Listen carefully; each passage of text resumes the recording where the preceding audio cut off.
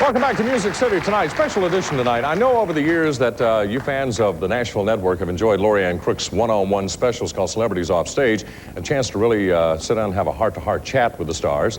And tonight we present the first live edition within our show Music City Tonight with her guest, Lorrie Morgan. And Lorrie Ann, you explained a few moments ago basically how this came about, and it's kind of reversed normally the way you set these things up. Well, that's true. I guess Lorrie had read one too many articles about herself in the tabloids and was really tired of all the rumors and decided she wanted to tell the truth herself. And here we are in her living room, on her couch, and I guess we're both a little bit nervous about this. We are? Why? We have interviewed probably 100 times in our lives, but I guess it's the subject matter. I guess because it is. it cuts so close to the heart. And I guess you swear to tell the truth, the whole truth, and nothing but the truth the entire evening? Well, maybe not the whole truth. The whole truth, Yeah. what you feel comfortable with. I do, yeah, right. Do you realize it was exactly 6 months ago to this very date that you told TV Guide that you would never speak of your personal life again? Yes. That was it. Why have you changed your mind? Well, I think as you said just a little bit ago, there's been so much, I think, misconception of who Lorrie Morgan is and what I'm about and what I've done and what I'm about to do, that it's becoming obnoxious to me. I mean, it's almost, it's out of hand. And I just figured that this was a good way to set the record straight. And after tonight, I'm never talking about it again. Yeah. We'll see, won't we? Well, let's start with the most recent thing that has happened in your personal life, Okay. and that's the breakup with Dallas Cowboys star Troy Aikman. Okay. Now, I have heard a couple of different things. One thing I've heard is that you were too serious, and that scared him. The other thing I heard was that he was just so jealous that you couldn't take it. So, which is true, or a combination of the two? Well, let me start by saying this, okay? Troy is truly one of the greatest men I've ever known in my life. Truly, probably the love of my life. I think that what happened with mine and Troy's relationship was the distance. Long-distance romance relationships are very, very hard, especially with two very professional people, Troy in football and me in my singing career. And to be honest with you, I think that for a long time, Troy and I think we knew this day was coming.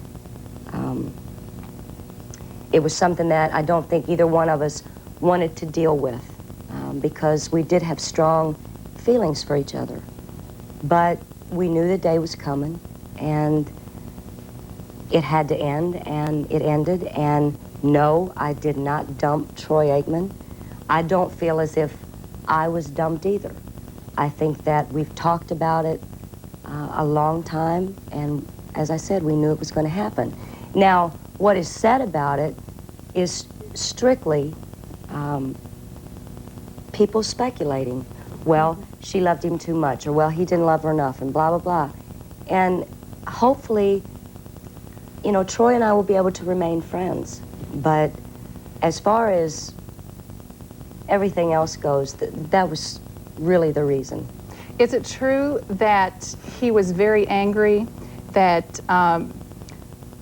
I guess what we should call it is teasingly flashed Charlie on the show one night? That was in two different tabloids, that he was furious that you would play such a risque prank on television. Well, let me say that furious, I don't know. I think disappointed, maybe that I would set myself up that way. I think when he perceived me as being very classy, and he thought maybe that was not classy enough for me. And not knowing the relationship that Charlie and I have had for years, that it's a fun thing, and it was strictly a joke, and that I was doing it just for Charlie. I think that maybe he was a little upset with me. Furious, I don't know. But that wasn't the cause. of the breakup? No, Okay. not at all. No. Interesting. You called Troy just a moment ago probably the love of your life. Does this mean you are heartbroken that it didn't work out? I am heartbroken. I feel better now than I did when it first happened. I will always love Troy. There'll always be a special place for Troy in my heart. But I am getting on with my life, and I do thank God for my family and my friends and people who have really pulled me through this. And I don't think, excuse me, I don't think anybody really knew the extent of how I felt about Troy. But that's neither here nor there. I am getting on with my life, and as I said earlier, I hope that Troy and I can remain friends, because he's truly a very, very special person. He really is. That's nice. Nice for you to say that. The breakup between you and your third husband, Brad Thompson. The truth about that. Well, let's see. The truth about that, actually, I don't really know what has been said about that, so I don't know. Well, I can tell you that one report is that he stayed home and watched television and lived off of your money, and you were pretty furious about that, and that he changed the way he felt about you and the children after you were married, and you didn't want someone sitting around the house and not really contributing to the marriage. Well, let me say this, that our marriage from the time we even talked about it was a mistake. I think that I've always been one to admit my mistakes, which I haven't made that very many, but the ones I have made, I do admit to, and that was a mistake. Brad and I were a total mistake. Why? Well, I think that it happened so quickly. Let's get married. We got caught up in the sending out the wedding invitations and planning the wedding, and everything was so, it was just happening, you know, and I don't really think that I thought things through and that Brad thought things through well enough. I think had we dated a while longer, we would have realized that marriage was not the answer. Mm-hmm. But we went on and did it. And I knew from the time that I walked down the aisle that I was making a mistake. And you walked anyway? I did, and I think you can relate to this, and I think most women can relate to this. There are certain times in your life when you think you can handle what you've got yourself into. And after I said the vows, I said, I will make this work. I will give this all I've got. And I did try. I tried, God knows I tried very, very hard with all I had to make our marriage work, but it just wasn't there. And I couldn't make it work. You know what some say? Some say you were still on the rebound from the death of Keith Whitley, your second husband, and that you just truly weren't ready for another relationship because no man could measure up to Keith Whitley. Well, there might be some truth to that. I think that it has taken me a long time to get over Keith. Keith was, again, very special to me, and maybe I was on the rebound with Brad, but nonetheless, the marriage did not work out, and it was a total mistake, and I'm sorry that it ever happened. Do you and Brad still respect each other? That I will answer very honestly, as I've answered everything so far, very honestly. I don't know if I respect Brad. I don't know if Brad respects me. I have not talked to Brad, actually, since he walked out the door. Mm. So, maybe I don't know if I respect him. Right now, I don't know what I feel about Brad. But respect is the farthest word from the vocabulary right now. Let's go back prior to the marriage with Brad. Front page of several of the tabloids. That's okay. Need some water? No, I'm fine. Okay. Front page on several of the tabloids. Kenny Rogers and his wife Marianne, and your picture right beside theirs saying Lorrie Morgan is partly responsible for the breakup because she is having a relationship with Kenny Rogers. Was that true? Well, let me say this. Kenny Rogers came into my life at a very, very important time in my life. I met Kenny right after Keith passed away. And Kenny was, first of all, a wonderful man. Secondly, a very, very dear friend. Probably my best friend in the whole music business. Maybe even farther than that. He was not only a great friend to me, he was an advisor to me. And actually, I'm friends with Marianne also. Marianne and I have called each other on makeup tips and things like this. So, you know, unfortunately, when you are a woman in the music business and you have friends who are males, right away you're sleeping with them or there's something else going on. You can't just have a friendly relationship with a man. Or you're considered having an affair with them. Kenny was a big part of my life for over a year. And I depended on Kenny, and I respect Kenny. And to this day, I know I can pick up the phone and call Kenny about whether it be a problem in a relationship, whether it be business matters, whether it's kid problems, anything. And I know that he will be there to help me and to answer my questions.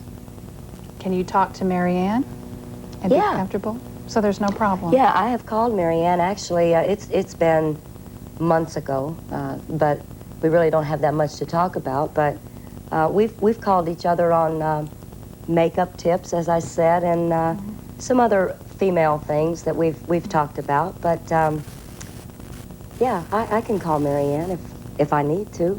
Okay, I'll tell you what we're going to do. We'll take a quick break right here, come back and find out how Lorrie Morgan feels about all these things that are being written and said about her. Don't go away.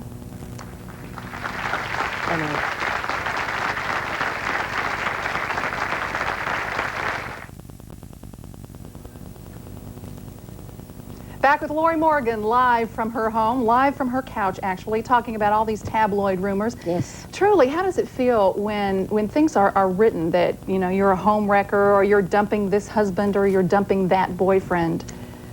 It actually used to did not bother me, but it really makes me angry. I'm like, you know, and my daughter Morgan is 13 years old, and she reads, she picks up those magazines, and you know, I mean, if people would just think before they write, and who are these pals?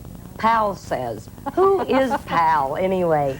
You know, if they're so correct, put the names in there. Let's find out where it's coming from.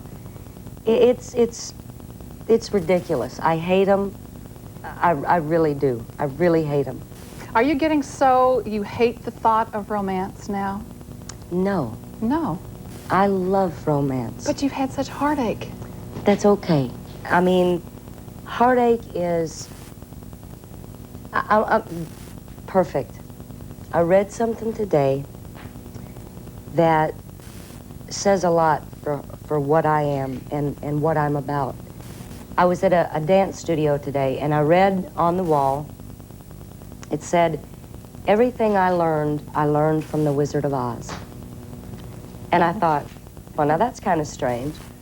But I got to reading it, and it's so true. It's like the most important things in life are the simple things. The grass isn't always greener, not even on the other side of the rainbow. There's no place like home. Hearts will never be practical until they're made unbreakable. And the unbreakable heart, unfortunately, is the unbeatable heart. And unless a heart can be broken, it doesn't feel. And I don't ever, ever want to stop feeling, ever. And if I have 10,000 more heartbreaks in my life, it's kind of like Garth Brooks' song, I would have missed The pain. the pain. I could have missed the pain, but I'd have had to miss the dance. And I love the dance. But you know, I read, and I don't know when you did this interview, but in the most recent issue of Close Up magazine done by the CMA, you said that you just didn't know if you could put your heart on the line again, that you didn't know if you could take it. I didn't know, but that doesn't mean I'm done with romance. I'm a very affectionate, sensitive person, and I've got a lot inside of me to give. Whether I give the whole heart is another question, and I guess only time will tell. And if the right person comes along, then yeah, I will give it, but not so freely anymore. It's going to take a lot to get inside. So what do you say to those people who are spreading it around that men are disposable toys to you and that you take marriage lightly? I guess I really can't say what I really want to say, but I think that they don't know Lorrie Morgan. If I've ever taken anything lightly, it's the tabloids. That's about the only thing I do take lightly. I don't take love lightly. I think it's priceless. I think that I have been very fortunate to have loved the way I have loved and to have been loved the way that I've been loved in my life. I never have taken it for granted. I never would take it for granted. But as far as taking marriage lightly, how could they say I take marriage lightly? What proof? You know? What kind of a man do you need? What kind of man is good for you? I don't know. I think I am attracted to a lot of different things about men. For me, someone who is sensitive, who is gentle, who has a great sense of humor, and above all, probably who loves my children. I know that's important to you. How do you feel about yourself as a single mom? I do pretty good. Yeah. I know that my children wish that I could be here all the time and with them all the time, but I think I do the best that I can do with my kids as far as trying to teach them morals and to respect other people, and we have a good time. They cuddle up with me in bed at night and we snuggle up sometimes, and we watch TV together, and I feel that I'm a pretty good mom, and I've got great children, and it's easy to be a good mom when you have good children. And Morgan and Jesse are watching tonight, and I love you both more than life itself. I'm sure that's nice for them to hear, because your career is hotter than ever. You are a dynamo. You've written songs for your upcoming album, Warpaint. I have. Anything revealing in those songs? Revealing? Revealing about your personal life, things that we've been talking about here tonight. I think Warpaint probably speaks pretty much for itself, the title track to the album, and it is all about getting on now that she feels that this relationship is not exactly what she wanted, and she's getting on with her life, and she's on the warpath, and she's going to have a good time. Now, does this mean you're difficult to get along with?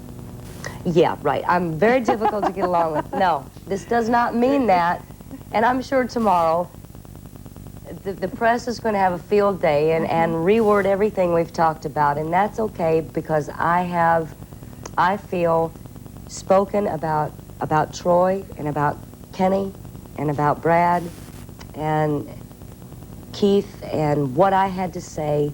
I feel that I've been able to say it. So. And with that said, we'll take another quick break. We'll be right back with more of Lorrie Morgan.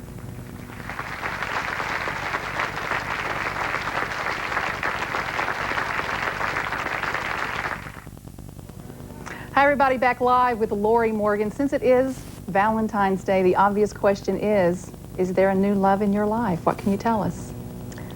Well, there's a new relationship in my life. I am seeing somebody who's very, very, excuse me, very, very special. Will you tell names? No. No? I won't tell names. But I'm very fortunate that he has come into my life, and he's taking me to dinner tonight. And Oh. yeah, so. Someone in the music business?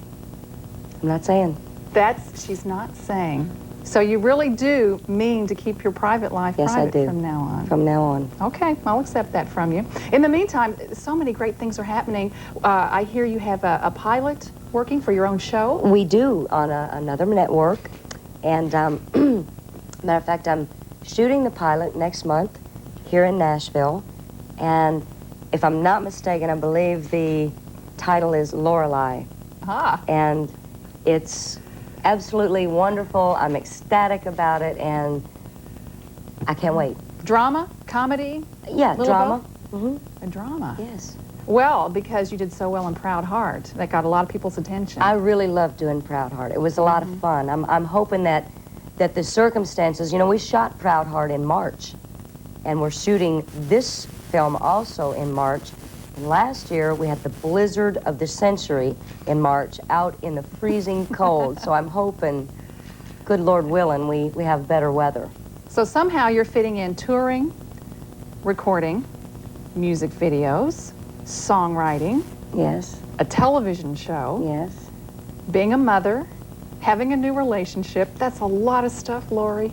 It is a lot of stuff, yes. But I think that right now is the time for me to, I feel good. I'm ready to go out at full force, and I've got a new stage production this year, a new show. I'm working with a wonderful choreographer, Kenny Ortega, Oh, yeah. who is helping me out, and everything I'm very, very excited about. So I'm saying let's go for it. So rumors, tabloids or not, you're moving ahead with your life, and you're proud of what's going on. I am proud. Yes, I am. Lorrie, this has been fun. We could probably talk for another hour. We They're could. telling us We could, They're telling yes. us it's over and you have a date. So Charlie, we're going to throw it back to you. All right. Thank you, Lorianne. And special thanks to Lorrie Morgan for opening up the front door and letting us come in to visit tonight. We wish her all the best. And again, our special thanks to Lorrie Morgan and all the people on her staff for helping us arrange this very special segment of Celebrities Offstage here on Music City tonight. We'll take a break and return with more of our show in just a minute.